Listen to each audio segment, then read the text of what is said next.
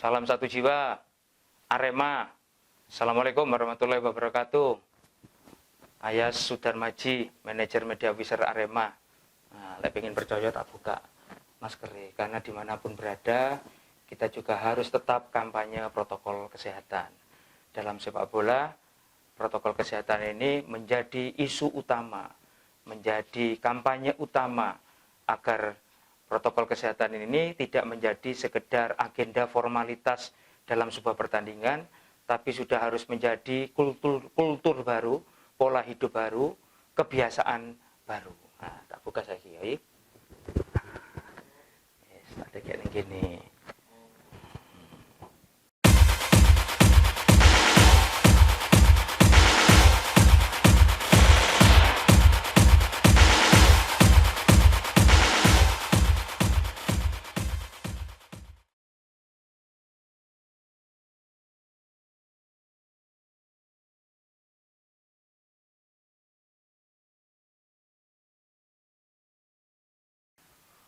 Ya, tentunya kita bersyukur di tengah banyak kesulitan, di tengah banyak pembatasan, bahkan saudara-saudara kita yang mudik aja sudah dilakukan penyekatan. Gitu.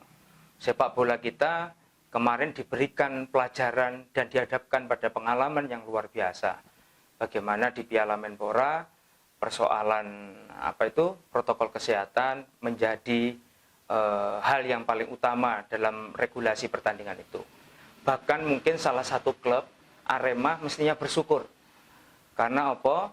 Ada dua pelajaran berharga ketika timnya harus bermain di tempat lain dan panpelnya Arema harus berada di Malang untuk menjalankan amanah, mendapatkan kepercayaan dari Menpora untuk kita menjadi tuan rumah. Jadi enak iki belajari. Time wis belajar neng Jobo, neng Solo, Arema sendiri panpelnya belajar di Stadion Kanjuruhan. Karena apa? Ada beberapa tim yang punya basis supporter terbesar, itu ada kemungkinan tidak bisa main di kandangnya sendiri. Jadi itu yang mungkin menjadi concern kita bersama. Pertanyaannya adalah bagaimana kita bisa meyakinkan supporter, bagaimana kita harus berkomunikasi dengan para supporter di tengah ada nantinya regulasi bahwa penonton tidak boleh hadir di stadion. Sampai hari ini sebenarnya ini masih belum ada kepastian, kita masih menunggu regulasi. Ada wacana di luar melihat situasi kondisi perkembangan COVID penanganannya seperti apa. Apakah bertambah menurun atau bertambah seperti apa kan gitu. Yang kedua, proses vaksinasi. Jadi kenapa kita bicara vaksinasi? Kemarin juga ada wacana, seandainya vaksinasi ini sudah hampir 50% bisa dilaksanakan untuk masyarakat Indonesia. Jadi masyarakat Indonesia cari ini Bang Roma yo kira 250 juta jumlah penduduknya. Sayang Bang Roma gak nyiptakno lagu meneh untuk merevisi jumlah penduduknya ya, kan gitu. Jadi kalau misalkan 250 juta penduduk Indonesia, separuh wis divaksin, termasuk sampai ke vaksin 2 dan punya sertifikasi, itu ada kemungkinan sepak bola kita itu akan bisa ditonton, bisa dihadiri untuk mungkin 25% atau 30% dari kapasitas stadion, kan gitu. Itu ada wacana itu berkembang. Nah, piye carane tiketnya? Yang membeli tiket, yang bisa mengakses tiket, itu hanya mereka yang sudah punya sertifikat vaksin. Jadi tukune tiket itu sertifikat vaksin itu, kan gitu. Ada wacana yang berkembang seperti itu. Ada wacana yang mungkin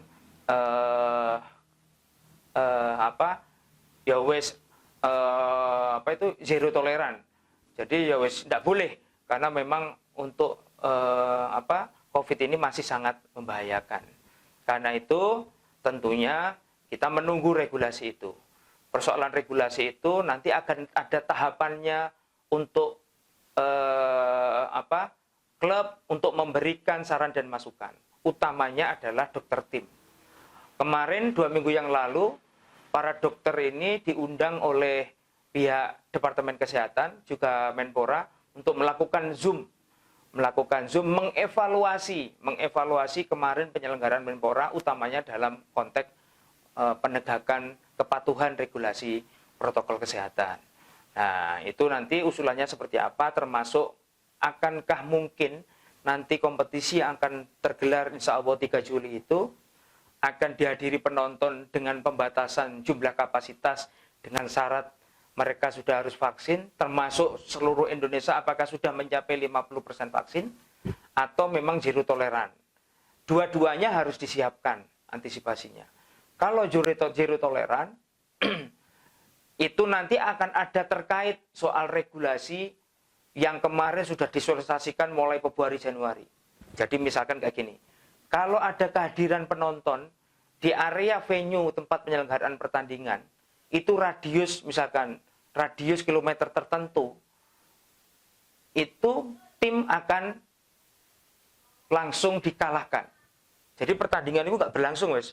Jadi langsung tim tuan rumah kalau itu atau mungkin dua-duanya, dua pendukung itu datang di radius sekian meter dari tempat venue, itu bisa jadi langsung dihentikan, langsung WO kan gitu. Ini kan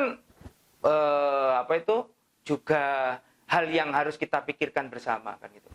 Termasuk misalkan dalam sebuah tim tiba-tiba terpapar sampai 7 pemain misalkan, separuh. Itu juga demikian. Pertandingan dihentikan, dinyatakan WO, yang menang itu. Ini sekali lagi menyinggung, mohon maaf ini. Mungkin kemarin wacana yang sedang digengungkan tentang pro kontra degradasi dan tidak degradasi. Bisa jadi ada salah satu bahasan di regulasi itu yang berat juga dilaksanakan oleh klub. Jadi hati-hati dalam sebuah pertandingan nanti, ono pertandingan yang tidak harus digelar, tapi itu bisa mengalahkan salah satu tim karena itu tadi pelanggaran prokes. Iki kerugian buat siapa? Ya semua klub. Akhirnya mungkin muncul karena ada banyak pihak yang tidak bisa, mungkin kesulitan untuk menjalankan protokol kesehatan dalam konteks pertandingan. Bayangkan ini 34 pertandingan, satu tim, mereka harus menjaga itu. Nah, karena itu mungkin ada wacana yang muncul untuk saat ini kompetisi tidak ada degradasi. Mungkin salah satunya itu yang tidak pernah dijelaskan kan gitu. Kita tidak bisa menjelaskan, tapi mungkin dalam konteks degradasi arti ideal dalam sebuah kompetisi kan gitu. Tapi ini kita sedang menggelar sebuah kompetisi di kondisi yang tidak stabil. Di kondisi yang tidak stabil yang tidak hanya melibatkan konteks stakeholder sepak bola aja, tapi ini ada stakeholder yang lain yang bisa berdampak kan gitu kan. Nah, ini yang kita harus bijaksana mencoba untuk menggali, mengkaji seperti apa. Kalau misalkan semua tim, semua klub sudah memang benar-benar aman, tergarantit dalam pelaksanaan prokesnya, saya pikir ya mungkin akan berbeda situasinya. Atau situasi kita sudah normal, angka pandemi COVID-nya sangat menurun, kesadaran masyarakat sudah tinggi, kesadaran masyarakat di rumah, kesadaran masyarakat untuk menjalankan protokol kesehatan, menikmati sepak bola sebagai hiburan online, sebagai hiburan yang tidak harus mendapatkan dukungan datang ke stadion. Saya pikir ya mungkin akan berbeda situasinya kan gitu. Karena itu kita akan menjelaskan kepada supporter bahwa tidak hanya terkait regulasi, tapi juga terkait akan ada dampak efek yang terkait dengan kelangsungan hidup klub. Karena itu kampanye protokol kesehatan, dukung dari rumah, terus kemudian apapun selama kita benar-benar patuh terhadap protokol kesehatan, saya pikir menjadi hal yang utama. Karena itu kita di Arema selalu berkampanye. Kenapa sih kita selalu mengedepankan kita harus memperjuangkan kompetisi ini harus tetap jalan? Karena ini penting kan gitu. Terus kemudian ada yang mencoba mendikotomi, pilih kompetisi apa pilih degradasi kan gitu kan. Tapi ini sebenarnya dikotomi yang menurut saya pribadi sih kurang bijaksana mendikotomi ini, memutuskan satu pihak. kan gitu. Karena ada situasi berbeda, kecuali itu kita bicara dalam konteks normal, dalam konteks situasi normal, dalam konteks Indonesia tidak dalam konteks pesakitan, itu akan berbeda. Karena itu degradasi juga penting dalam konteks kita mempertahankan sebuah format ideal sudah diatur. Tapi kompetisi juga penting, kan gitu. Kompetisi yang memang harus mempertahankan karena ini pertarungan hidup mati kepatuhan kita kepada protokol kesehatan. Ya, mohon maaf sekali lagi, tahun 2020 kemarin tidak ada degradasi, tidak ada promosi. Kompetisi baru berjalan pekan ketiga dihentikan karena apa? Pandemi. Toh kita semua bisa menyadari semua itu kan. Kita bisa bijaksana melihat itu, kan gitu, melihat itu. Karena itu apa yang terjadi tahun 2020 jangan sampai terjadi tahun 2021.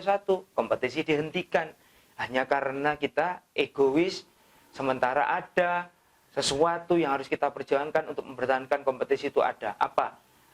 Rasa hormat dan kepatuhan dan komitmen setinggi-tingginya untuk menjalankan protokol kesehatan. Karena itu menjadi syarat utama kompetisi bisa diberikan izin, kan gitu. Jadi ini harus dipahamkan secara pelan-pelan kepada publik, kepada masyarakat. Jangan sampai kita ini terforsir urusan pro dan kontra antara kompetisi dan degradasi. Ada satu hal yang harusnya menjadi komitmen. Nanti kita lupa ada urusan protokol kesehatan yang menjadi persyaratan utama kompetisi itu disetujui, kompetisi itu diberikan izin. Karena itu ayo kita bantu kerja kerasnya bapak-bapak polisi, kerja kerasnya bapak-bapak TNI, kerja kerasnya bapak-bapak Satgas Covid, memberikan kepercayaan kepada kita semua termasuk klub, stakeholder sepak bola untuk mempertahankan bahwa kompetisi itu tetap harus ada, kan gitu. Jadi itu yang harus kita komunikasikan. Kita terima kasih lewat Arema FC TV ini menjadi satu bagian mensosialisasikan itu, mengkomunikasikan itu. Kita berharap ada percepatan. Jikalau memang situasinya menjadi normal kembali, COVID ini menjadi tertekan, kita bisa melawan COVID dengan kepatuhan, ya kita akan melakukan percepatan. 2022 kita akan bisa menikmati sepak bola itu dengan luar biasa di setiap stadion.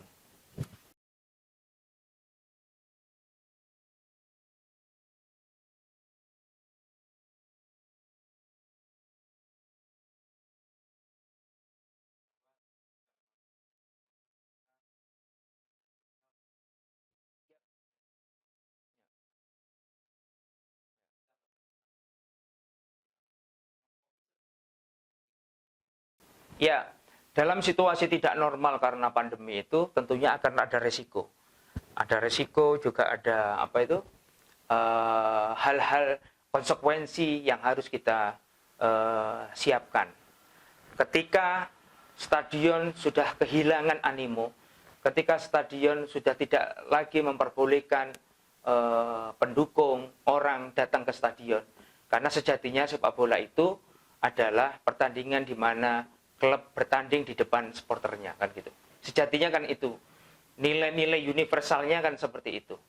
Tapi karena situasi pandemi, kita harus kompromi dengan hal itu. Karena itu kita tahu, kita sudah menganalisa bahwa sebagai bentuk tanda kutip pelampiasan positif, bentuk fanatisme positif, bentuk dukungan yang positif, itu pasti akan dilampiaskan atau disampaikan oleh fan tidak lagi di tribun tapi di media sosial. Kebetulan media sosial ini sudah sangat personifikasi, sudah sangat person dinikmati, dimanfaatkan oleh banyak orang, termasuk oleh supporter. Orang bisa misuh-misuh neng medsos, kan gitu. Meskipun sekarang ada undang-undang ITE mengatur itu, karena itu kita sebenarnya ketika dunia medsos, mohon maaf ini, kepada pakar sosiologi, pakar psikologi, pakar-pakar apa itu, budi pekerti, ini kita sedang mengalami problem tata krama, kan gitu. Jadi Indonesia itu negeri yang dibangun dengan tata krama yang luar biasa. negeri yang dibangun dengan budi pekerti yang luar biasa. Mulai SD, awake dhewe di apa itu dulu waktu ada sekolah rakyat lah, tahun-tahun 45 tahun swidak lah awake dhewe maca literasi itu dulu ada namanya pendidikan budi pekerti. Terus kemudian grade-nya dinaikkan jadi PMP, pendidikan moral Pancasila, kan gitu.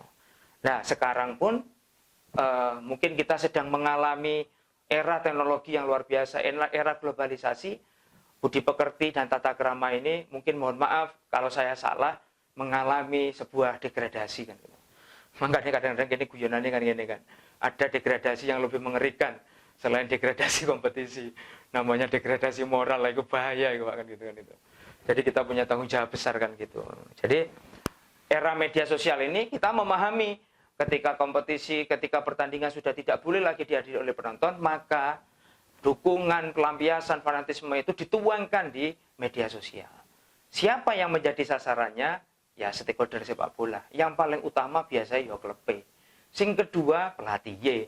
Sing ketiga pemainnya. Sing keempat ya manajemennya kan gitu. Karena itu yang perlu disiapkan adalah mental. Mental di siapa? Di internalnya kita dulu. Klubnya kudu nyiapno mentale, pelatihnya kudu nyiapno mentale, pemainnya kudu nyiapno mentale, manajemennya malah kudu nyiapno mentale. Meskipun sebenarnya di era tidak Covid, di era di luar pandemi, di era normal kemarin, yo sepurane sing akeh, kan ada pameo, dosa pemain, dosa pelatih, dosa supporter sing nanggung sapa? Manajemen. Kan gitu. Tapi ya itulah apa itu universalnya sepak bola, ya itulah apa itu tradisi di sepak bola. Jadi lek ono manajer atau manajemen atau pemain, pelatih, ono klub dipisu-pisui karo supportere, ya aja njae kan gitu. Selama bisa kita jawab, ya dijawab kan gitu. Selama awake dhewe tidak bisa menjawab, jangan dipaksa untuk menjawab dalam kondisi emosi kan gitu kan. Itu akan tidak baik kan gitu. Ya kita dengarkan, kalau ada yang baik kita masukkan menjadi sebuah saran dan masukan, minimal ya menjadi bahan evaluasi. Dan yang paling gak kuat ngempet ya incognito ya, gitu bahasanya kan. Diem aja lah kan gitu. Tapi akan di era komunikasi kayak gini memang yang dibutuhkan adalah komunikasi dua arah kan gitu. Tapi komunikasi yang sifatnya konstruktif, komunikasi yang sifatnya edukatif kan gitu kan. Jadi saya pikir Arema ini punya pelajaran dan pengalaman berharga. Dinamikanya kan luar biasa.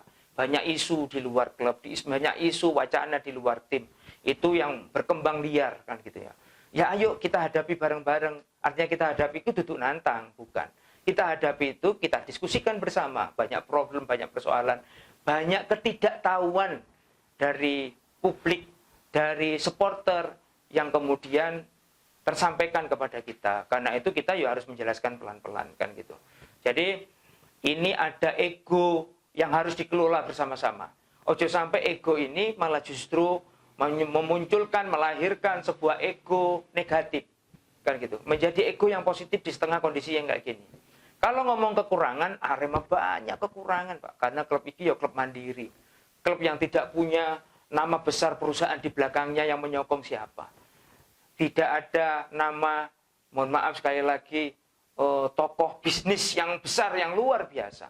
Tapi Arema ini dibangun karena apa? Ingin mempertahankan kebanggaan, ingin mempertahankan image, ingin mempertahankan ikon city, ingin mempertahankan karakter bersama, ingin mempertahankan tanda kutip bisnis bersama. Kenapa saya bilang bisnis bersama? Karena image-nya Arema bisa digunakan, dimanfaatkan untuk kepentingan image, ekonomi, empowerment, untuk pemberdayaan, untuk mengorganisir solidaritas kemanusiaan, kan gitu. Jadi kami berpikir bahwa dinamika ini harus kita pahami dengan dinamika yang positif. Jangan dinamika yang sentimental, jangan dinamika yang egois, enggak lah kan gitu. Kita bersyukur masih ada masyarakat, publik, Aremania yang begitu luar biasa merespon apa yang menjadi keinginan banyak orang. Meskipun sekali lagi mohon maaf tidak bisa dilakukan oleh Arema percepatan karena memang ada keterbatasan materi, ada keterbatasan yang tidak kita miliki, ada keterbatasan yang kita tidak mampu melaksanakan kalau kita tidak bersinergi. kan gitu. Seporone sengaja tak singgung salah satu aja. Soal stadion. Stadion itu pemiliknya dan pengelolanya adalah pemerintah Kabupaten Malang. Karena itu yang diperbuat Arema adalah memberikan sokongan yang luar biasa agar Stadion Kanjuruhan ini segera untuk dinaikkan grade-nya, untuk direnovasi, untuk diperbaiki. Minimal apa yang dilakukan oleh Arema untuk menyokong itu 5 kali berturut-turut 5 tahun kita berjuang di licensing klub. Ada salah satu yang menjadi penilaian utama adalah infrastruktur. Apa yang dinilai infrastruktur itu adalah Stadion Kanjuruhan. Karena itu ini yang menjadi dukungan kita. Ayo pemerintah kabupaten, stadionmu itu tidak hanya dikenal secara nasional, sudah dikenal di Asia, sudah dikenal di internasional. Di Amerika, di Jerman, di Jepang, di Cina. Kenapa saya bilang gitu? Tahun yang lalu kita bermain dengan klub-klub yang berdomisili di Amerika, berdomisili di Jerman. Sudah dikenal, mereka bercerita, di sana ada sebuah stadion, mohon maaf, stadion kecil, stadion di Indonesia, mereka bercerita, kan gitu. Apakah cerita itu tidak mengalami perkembangan, kan gitu? Begitu dia harus cerita lagi, oh sekarang Stadion Kanjuruhan tadi ini kayak apa sih, kan gitu. Karena itu, mohon maaf, suara Aremania untuk memperbaiki Stadion Kanjuruhan sama dengan suaranya kita, untuk sama-sama agar Stadion Kanjuruhan ini bisa terupgrade sesuai dengan standar AFC, standar FIFA. Dan alhamdulillah responnya pemerintahan Kabupaten Malang luar biasa. Meskipun di pemerintah Kabupaten Malang anggaran itu terbentur urusan birokrasi, kan gitu. Ini ada anggaran negara yang harus hati-hati dikelola. Jadi mereka sudah menyusun diorama, apa istilahnya itu, sketsa bagaimana sih masa depan Stadion Kanjuruhan ini akan diperbaiki. Minimal dari situ ada itikat baik, ada niatan baik. Tapi tidak bisa dilakukan percepatan. Saiki tahun ngarep kudu mari, tidak bisa. Jadi itu multi year itu nggak bisa. Itu bangunan itu diselesaikan untuk 1 tahun ini. Mungkin bisa berjalan, kan gitu. Apalagi anggarannya luar biasa besarnya. Tapi minimal ada greget, ada kemauan bahwa dukungan Aremania, dukungan Arema FC mendaftarkan Stadion Kanjuruhan di klub licensing, apalagi sekarang klub licensing sudah mulai berjalan, mulai tanggal 4 Mei sampai tanggal 27 Oktober nanti. Ini kita sedang kerja keras juga untuk mempertahankan 5 kali berturut-turut klub licensing. Jadi saya pikir ini jadi momentum utama. Ini kita di manajemen tidak punya dendam kepada siapapun yang mengkritik kami, mencaci maki kami, mensupport kami, mendukung kami dengan cara apapun. Tapi satu konstruksinya. Konstruksinya satu. Jangan memicu Arema itu menjadi tidak ada.